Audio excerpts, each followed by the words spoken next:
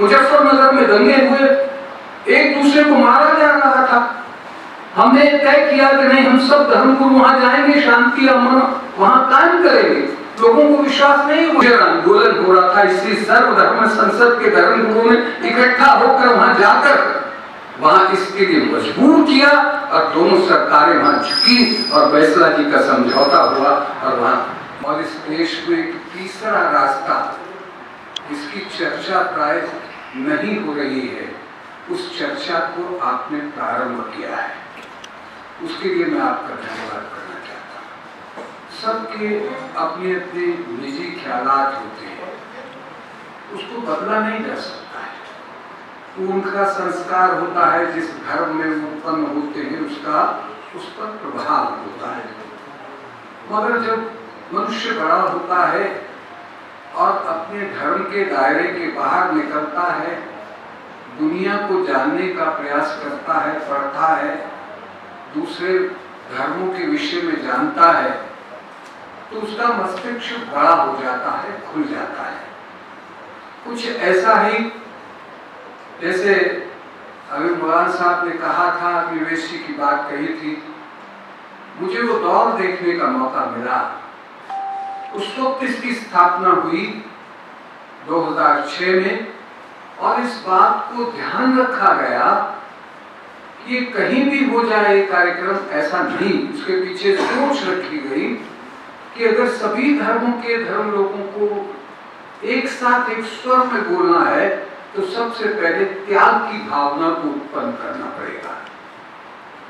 अपने धर्म तक सीमा रखकर अगर हम बात करेंगे तो इंटरफेथ डायलॉग नहीं हो सकता है, उसमें गुंजाइश रखनी पड़ेगी, समझना पड़ेगा तो उनके पास जाना पड़ेगा, उनकी बातों को समझना पड़ेगा, अपनी बातों को समझाना पड़ेगा, मगर प्यार से।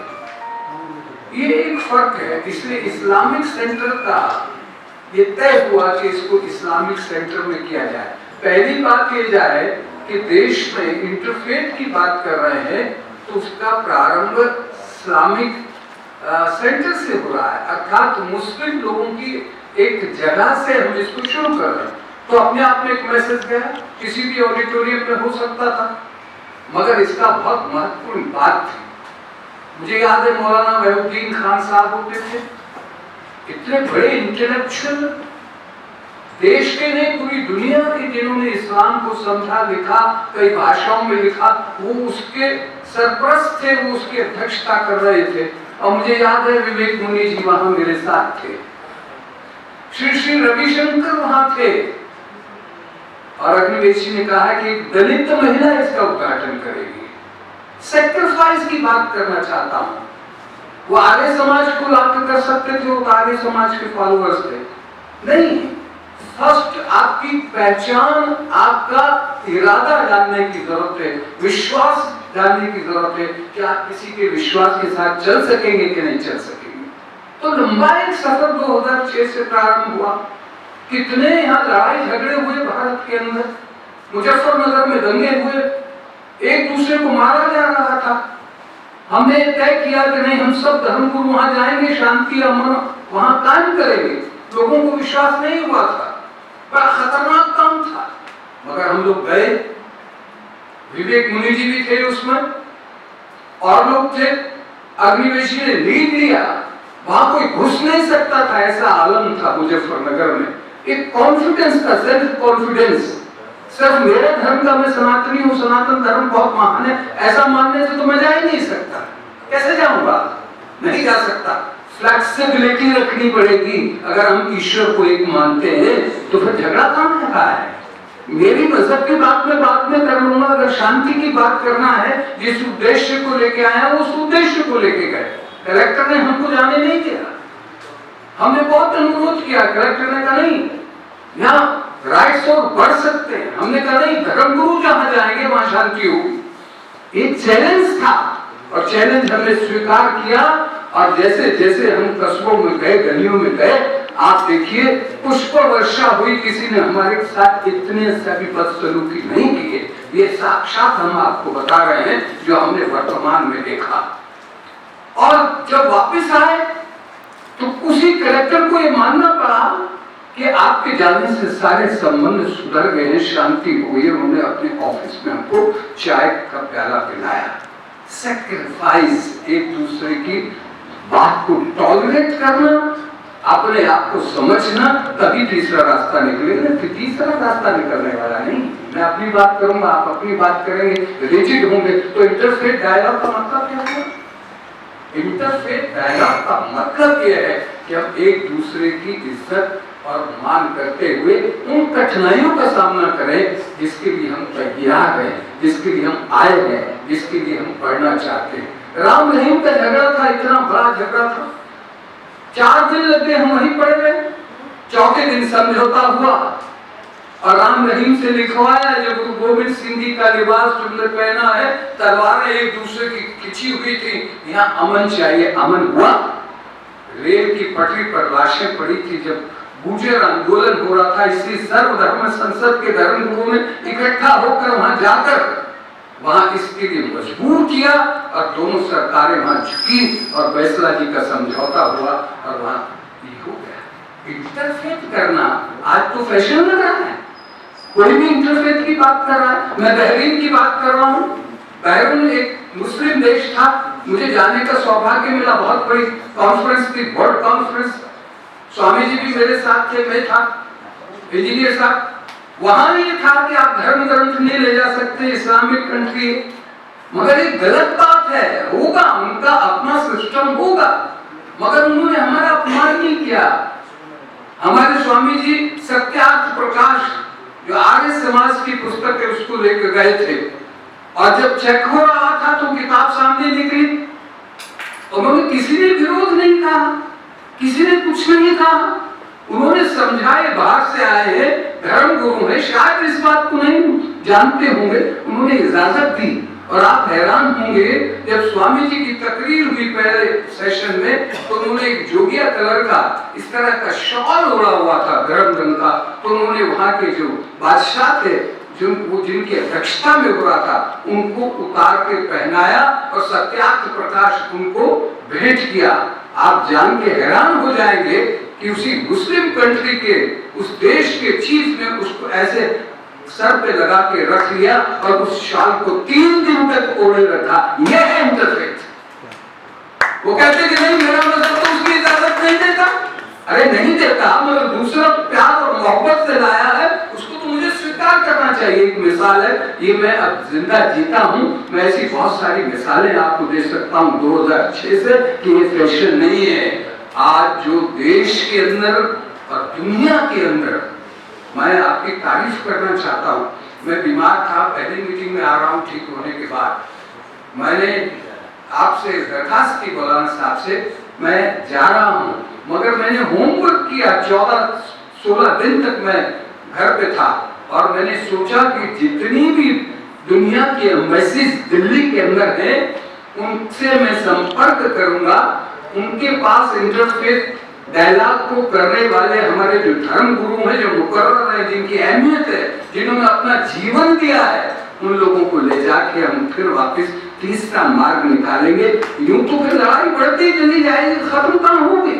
और उनको समझाने का प्रयास करेंगे, इस अध्याय को लंबा ना किया जाए, यहाँ समाप्त कर दिया जाए, फिर भाईचारे को शुरू किया जाए।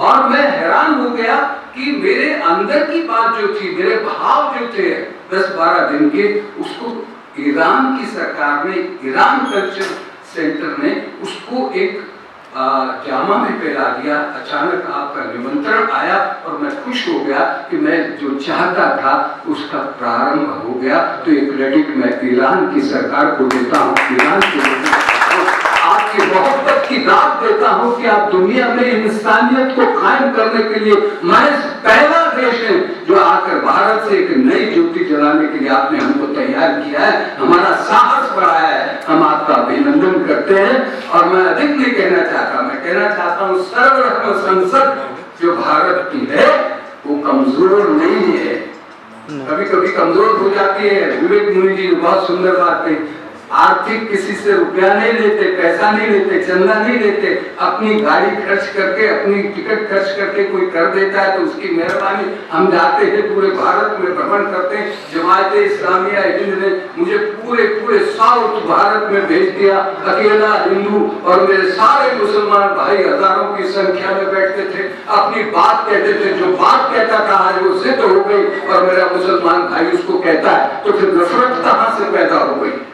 नफरत होती है जब कोई कहता है, उसको रोकते नहीं, हम अपनी बात नहीं कहते। मोहब्बत का पैगाम भी जब हम सहते हैं वह हम पाप करते हैं। मैं आप सबसे दरखास्त करना चाहता हूँ, थॉमस साहब बड़े पुराने हमारे इंटरफेथ को जो कर रहे हैं, माननीय सलीम साहब स्वामी जी हमारे साथ जुड़े हैं, अभी हमारी नई मुलाकातें हैं, हमें समझेंगे, हम उनको समझेंगे। बाबा जी के साथ मेरी बड़ी लंबी डिस्कशन हुई है। बाबा जी के जो विचार हैं, और भी सिख धर्म गुरु हमारे साथ जुड़े हैं, जुड़ते रहते हैं, मगर आपके एक अलग वर्षन है कि आप निहंग संत हैं। निहंग एक अलग सोच होती है, और वो जो असली हमारे गुरुओं की सोच है उसको वो प्रकट करते हैं। मुझे बड़ा खुशी हो रही है कि आप आए हैं, आपने उनको बुलाया है, और मैं चाहता था कि हमारे जितने भी अभी आगे काम हो उसमें आ पाए। मैं अधिक नहीं कहना चाहता, क्योंकि मुझे लास्ट बुलाया इसलिए कि मैं तो एक देर से आया, तीसरी बात थी, मैं सबको सुनना चाहता था, इसलिए सुनना चाहता था। मुझे पता लगे कि हमारे अंदर अग्नि है क्या, हमारे विचार है क्या। जब तक प्रकट नहीं होंगे मैं अपनी बात कैसे कहूंगा? तो मैं आपको आशीर्वाद भी देता हूँ, ताकत भी देता हूँ, और ईरान की सरकार को धन्यवाद देते हुए ये कहता हूँ कि आज जो शुरुआत की है, मेरे दोस्त बैठे हैं, मैं उनको दोस्त के नाम से कहता हूँ कि मैं आपसे दरखास्त करता हूँ, खास तौर पे जितनी मुस्लिम एम्बेसीज हैं हमारी, आप समय लीजिए, समय मिलेगा, हम जाएंगे, ऐसी बात कहेंगे, वह अपने मुल्क में भेजेंगे कि हमारी असली भावना क्या है। असली भावना 99% आदमी भारत का क्या सोचता है, वही सोचता है जो हम सोच रहे हैं, जो बैठ की बात कर रहे हैं। चंद लोगों की बात छोड़ लीजिए, इधर भी है उधर भी है, आप उसमें फर्क नहीं कर सकते, एक से बढ़कर एक है। अगर उनकी तरफ जाएंगे तो ये आग थमने वाली नहीं है। हमारा काम है फायर ब्रिगेड बनना। सर्वधर्म संसद हमेशा इस तरह के अस्तों में फायर ब्रिगेड बनकर गई है, और उससे साबित किया है कि शांति, अमन, ईमान रहेगा।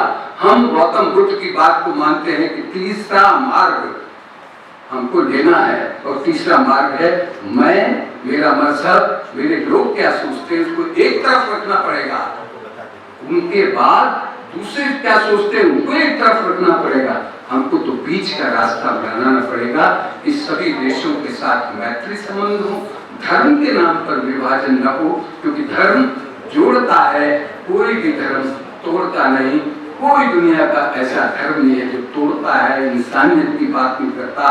खुदा, वाहिगुरु, अल्लाह, भगवान सब इंसानों के लिए आया है, किसी एक मजहब के इंसानों के लिए नहीं आया। इस दुनिया में जो पैगंबर है वो सबके कल्याण के लिए आया। और शपथ लें कि हम एक साथ मिलकर, मैं कल देख रहा था वाघा, बहुत दिन हो गए वाघा बॉर्डर की फोटो किसी ने वायरल किया, हम तिरंगा झंडा लेके सभी धर्म गुरु वाघा के बॉर्डर पे, पाकिस्तान के लोग इधर बैठे, हिंदुस्तान के इधर लोग बैठे, बीच में खड़े होकर हमने अपनी तकरीर की है। दोनों देशों की जो फौजें थी, वहाँ जो सोल्जर थे, उनके साथ बैठ के बात की है, उनके साथ बैठ के चाय पी है। तो दोनों तरफ की अवाम पर जो असर पड़ा वो कायम है, 5 साल से वैल्यू हो रहा है। ऐसा कर्म करिए जो स्थापित हो, लोग उसका अनुसरण करें, अपने तक सीमित नहीं, अपनी भावनाओं को सीमा पे रखकर दूसरे की भावनाओं को देखते हुए मध्यम मार्ग को लेकर हम चलेंगे। मेरी बहुत आपको शुभकामनाएं है, और आशा करता हूँ ईरान की यह एम्बेसी, ये कल्चरल सेंटर जो हमारी कला और संस्कृति, अभी बात की आपने, एक धर्म है, एक संस्कृति है। संस्कृति ईरान की और मेरी बहुत नजदीक है, वर्षों से है। हम एक भाईचारे के साथ रहे, हमारे इतिहास है, आओ मिलकर चले। जय हिंद, जय देश। मिलत टाइम्स को आपकी जरूरत है, हमारी आप माली मदद करें।